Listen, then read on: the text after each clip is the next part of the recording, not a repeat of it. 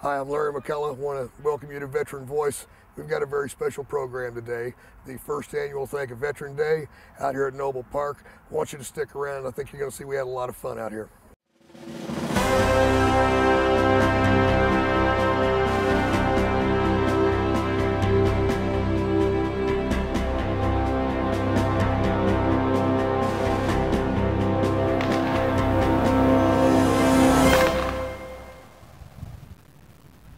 Okay, my first guest today is Corporal Dustin Skiles.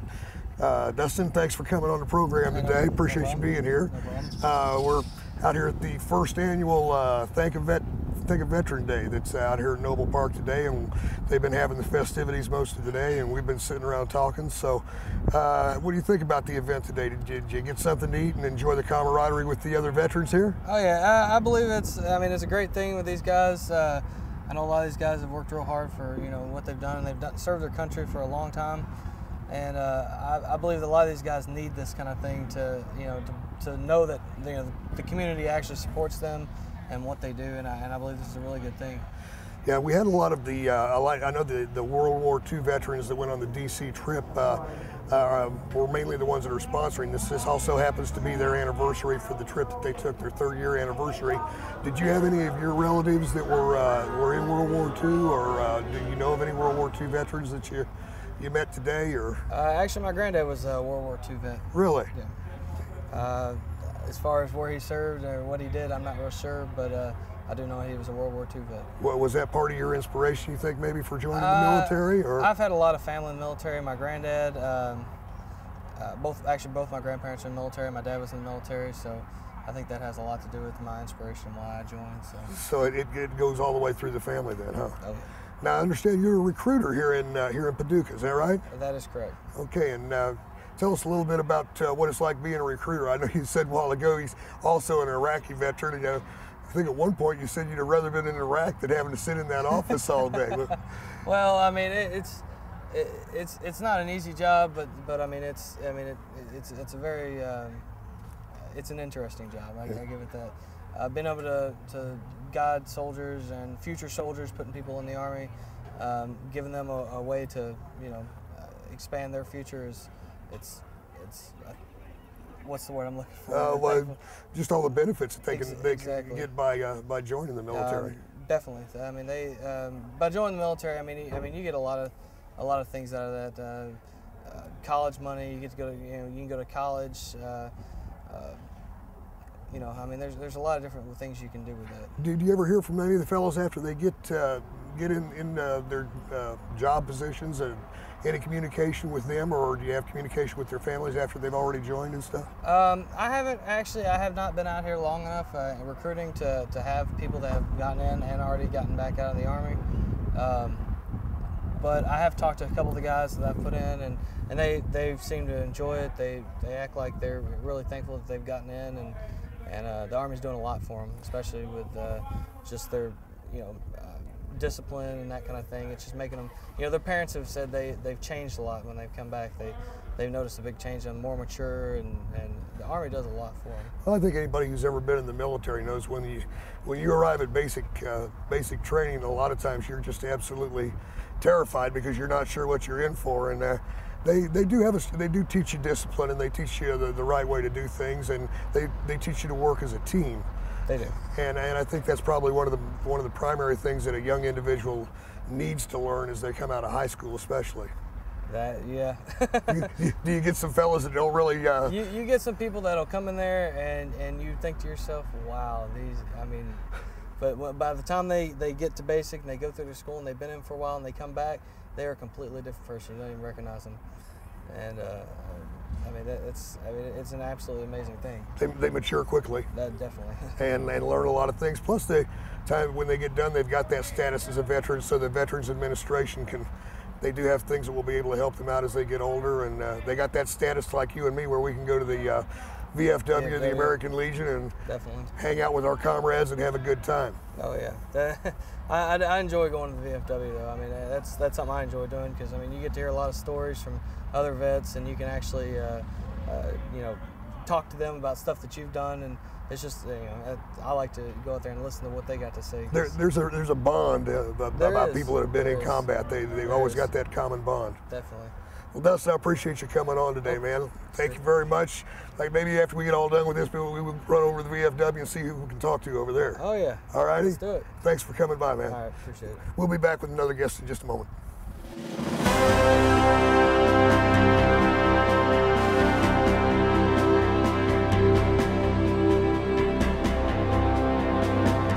My next guest today is Hargus, is it? Hargus. Hargus, I'm sorry. Yeah. World War II veteran that is here at the Thank You Veteran Day. Harley, thanks for coming by and giving us an Pleasure interview. to be here. Yes, it is. What do you think of this festivities today? I enjoyed it very much. I think it was put together real well, and I think we all enjoyed it. Everybody had a big time, and we had plenty of food to eat and a lot of entertainment. That's what it's all about. And today we joined together to kind of lift up our fellow veterans that's all gathered here, not just particularly one organization, but all of us get joined together because we're just all veterans, and we all appreciate one another, and we got to stand together and stay united, you know. I noticed we did have several Korean vets and some Vietnam veterans. Yes, Vietnam, Korean veterans. Some young Iraqi veterans were here today too. I thought that was great. Yeah, and yeah, myself, I was in the Navy from 1943 until 1946 and served all of my time in the South Pacific. Really? I'll bet that was... And I was on a minesweeper, the USS Revenge AM-110. It's an all-steel vessel, 220 foot long, and we went from the original takeoff of the fleet from Hawaii in 42, invasion of the Marshall Islands. We come back to the States for a repair. We went back to Hawaii. Our base of operations was in Hawaii. And we left out of there in 42 and went to the Marshall Islands again and to the Gilbert Islands, and from there we never returned to Pearl Harbor until 1946. So you were away for quite a while. All the way across. We was in all of the major minesweeping operations before the fleet could go in as an invasion force and unload the troops from the troop ships into the invasion beaches. So you were out there on the point. So we were the lead fleet. Our motto is where the fleet goes, we have been, because we had to clear the way and sweep all the mines and declare a safe passage and a safe anchorage for the whole fleet to enter.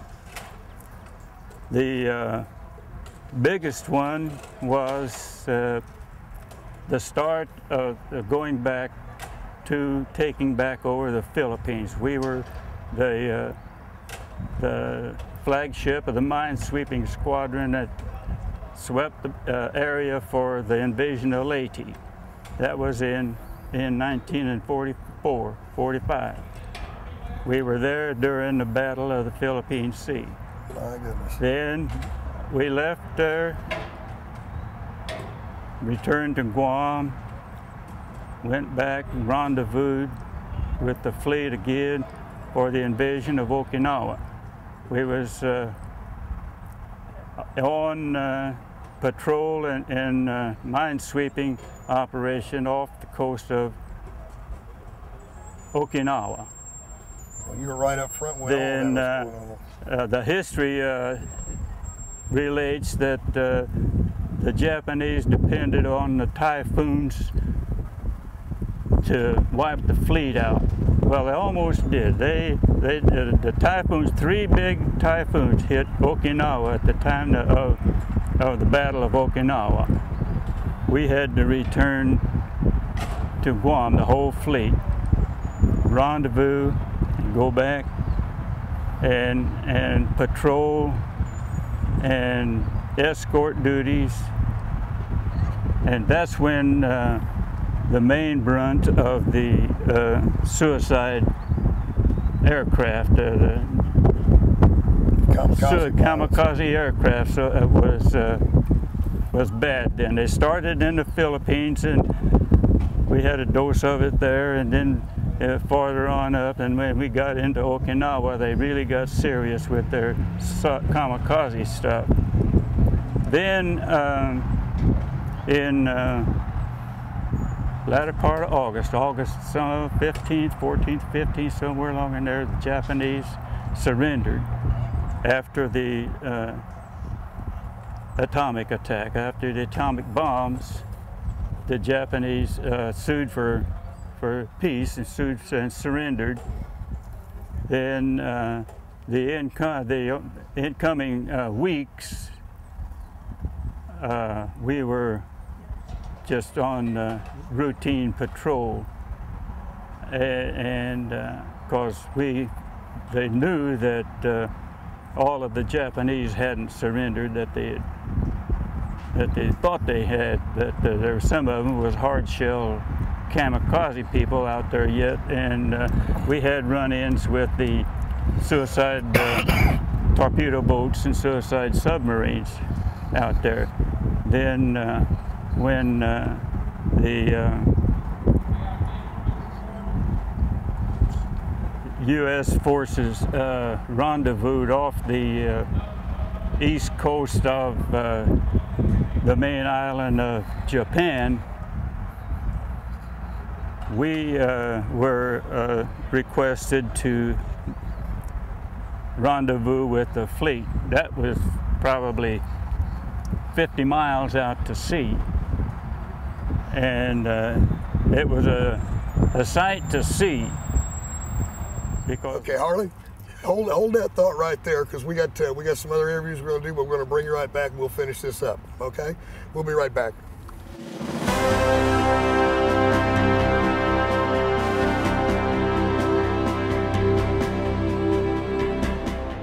My next guest today is Mr. James Stewart. James, welcome, Veteran Voice. Very nice to be here. So. Appreciate you coming on. We're out here at the Thank You Veteran Day ceremony or celebration that we're having out at Noble Park. Excuse me. What do you think about the festivities we've had today? Oh, it's been great. See old friends and fellow classmates that you went to school with, and I didn't see anyone I was in service with, but. Really enjoyed it. It's tough to meet up with somebody that you were actually in the service with. I mean, unless you went in together on the buddy system, or something like that. Very true. When you get there, it's from people from all over the country. Now, you were in the Korean War? Yes, sir.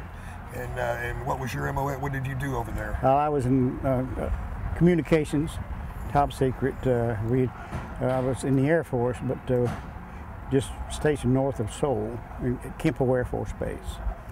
So you did see some a little bit of rocket activity from time. We had Bed Tech Charlie came back occasionally and dropped a few hand grenades on our tents, and and so we saw a little action occasionally, but it wasn't like the front lines. But well, I know that they say, and it's true, that the Koreans veterans Korea was the forgotten war. That when you all came back, there wasn't a lot of hoopla or anything like happened with the World War II vets. But I noticed they finally got the Korean monument built in Washington, D.C. Have you had a chance to see that? Yes, sir. We went up with the group that went to D.C.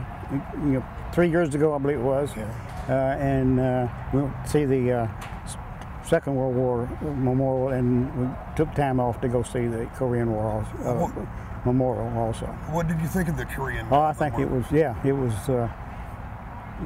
it brought back memories. Did it? Yes. I think with a lot of the veterans monuments that you see in Washington, D.C., whether it's the Vietnam Veterans Memorial, World War II, or Korea, it evokes a certain amount of emotion because it brings back memories and things that you probably hadn't thought of in a long time. You have a tendency to forget those things, I think. Yeah, you don't.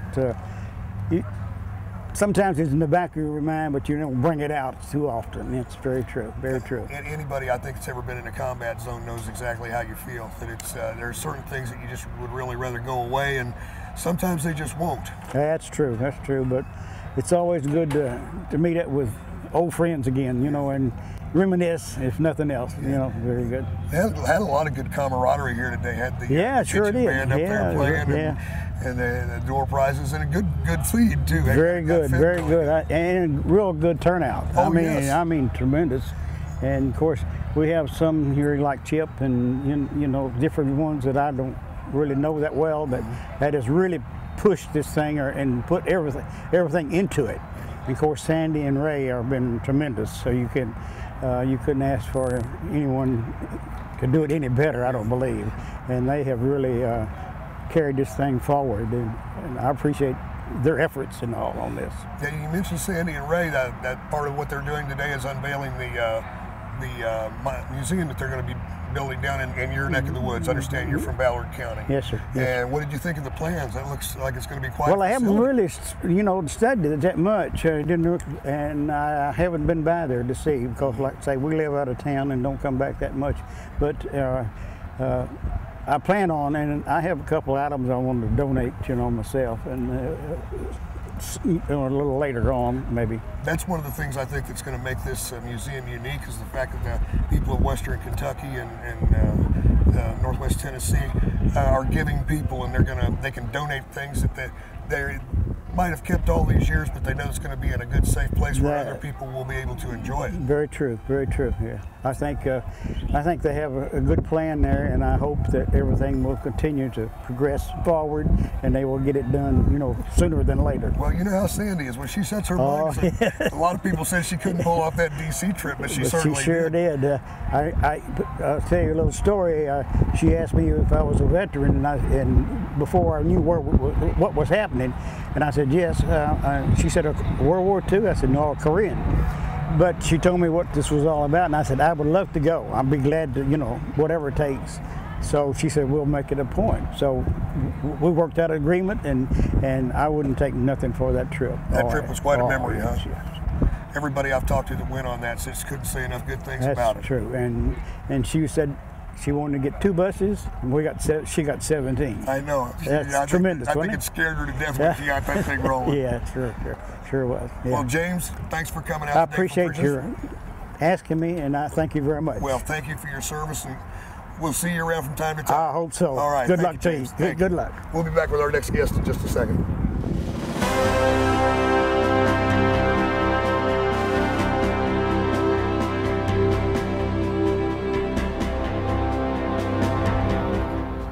We were requested to rendezvous with the fleet. That was probably 50 miles out to sea.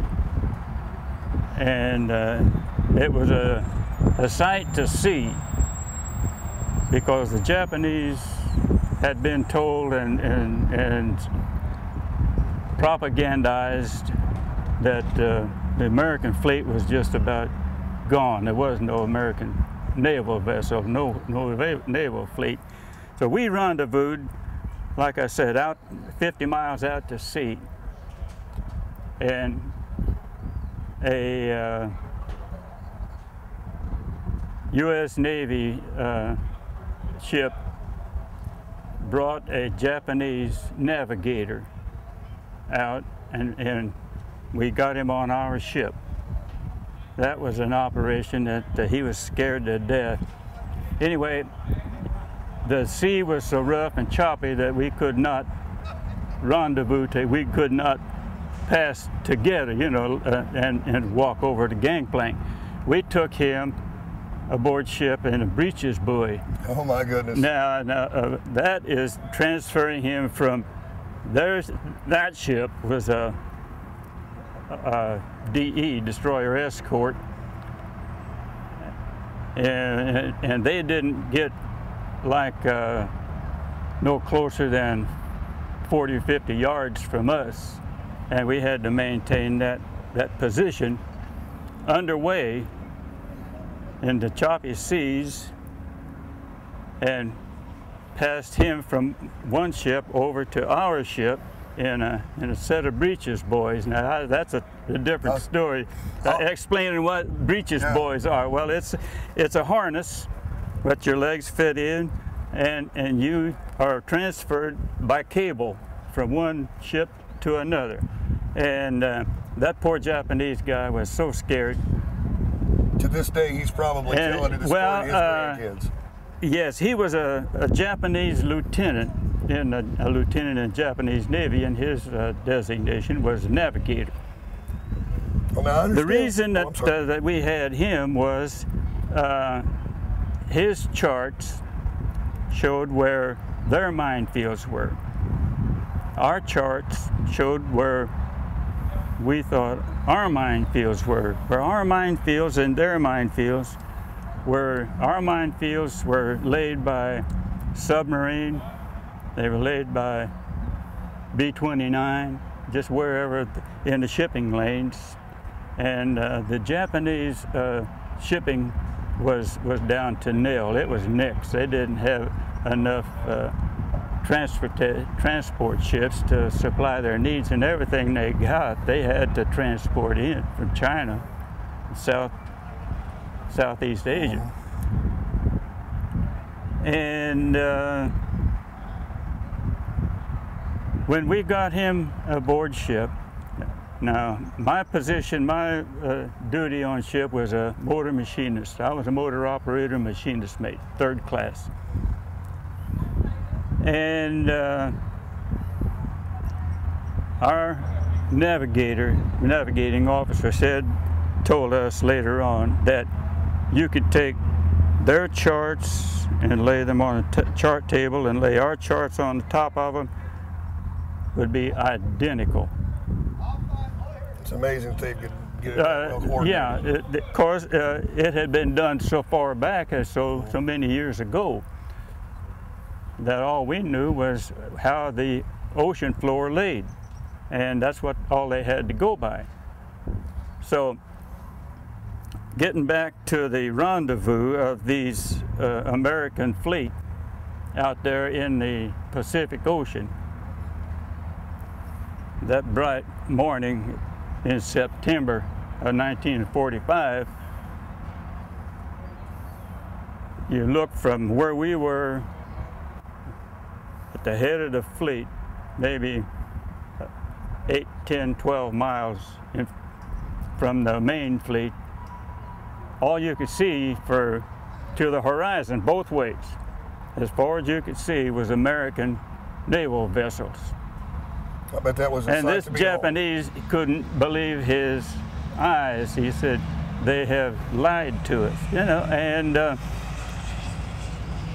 propagandized. You know, the propaganda was rampant, I guess, what you'd call it. Well, I'll tell you what, maybe you can come on one of our regular programs sometime and share a little bit more. It sounds like you've got a lot of experiences out there. Well, we have had, yes, we have, yes, I could go on, and it's stuff that people have not heard. You know, this generation.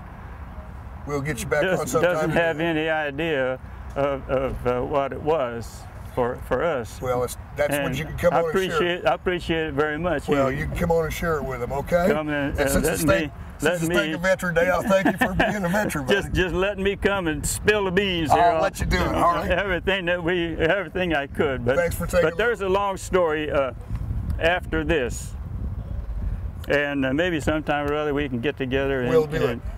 And hash it out, because my war didn't end in September. Yeah. Well, we'll get into that sometime. Go through the whole thing, okay? Yeah. Thanks for serving our country. Hope you had a good time today. I did. It's been a beautiful day. Yes, it has. And God's blessed us. Yes. We enjoy it very much. Well, thank you, sir. Thank you. God bless you. We'll be right back.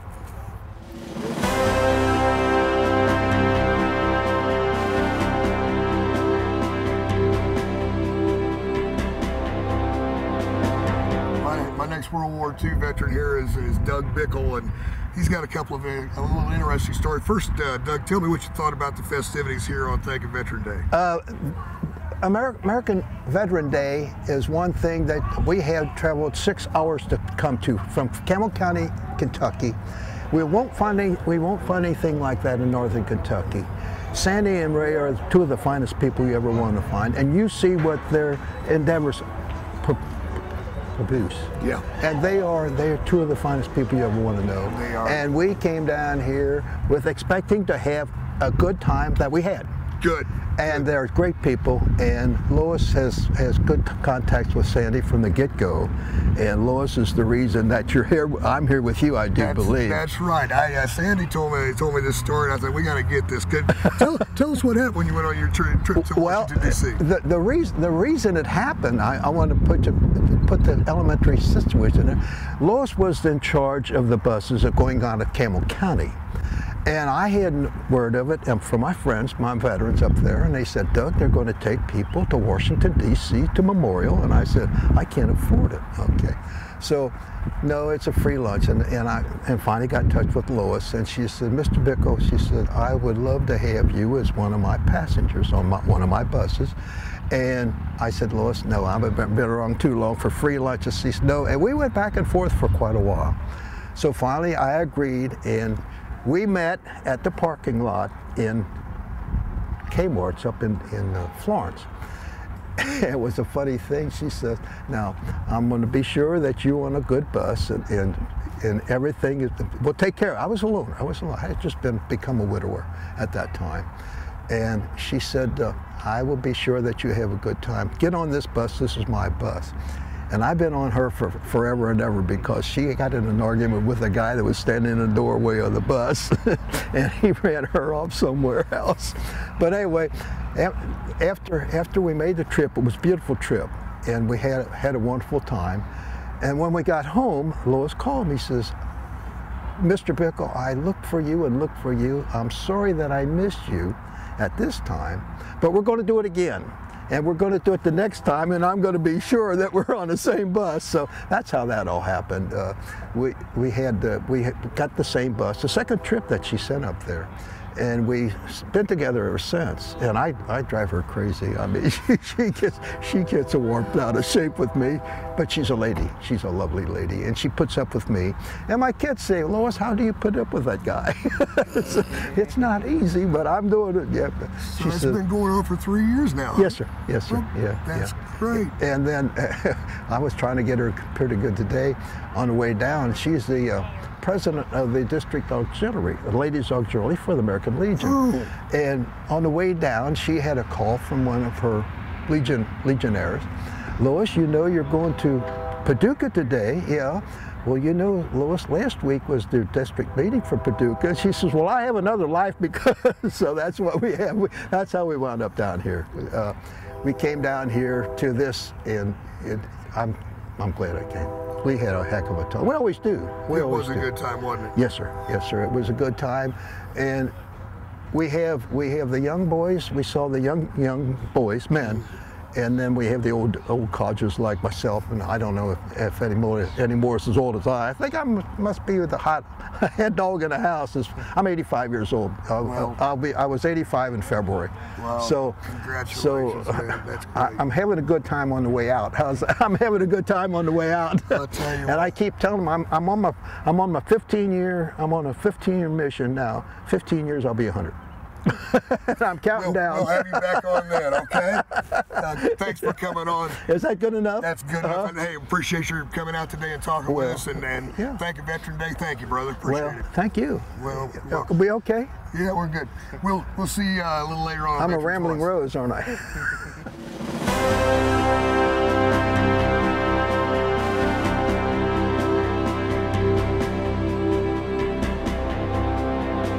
Well, as you all know, you don't need a special day to thank a veteran, but this certainly was a great time that we had out here today. So we hope you enjoyed the program.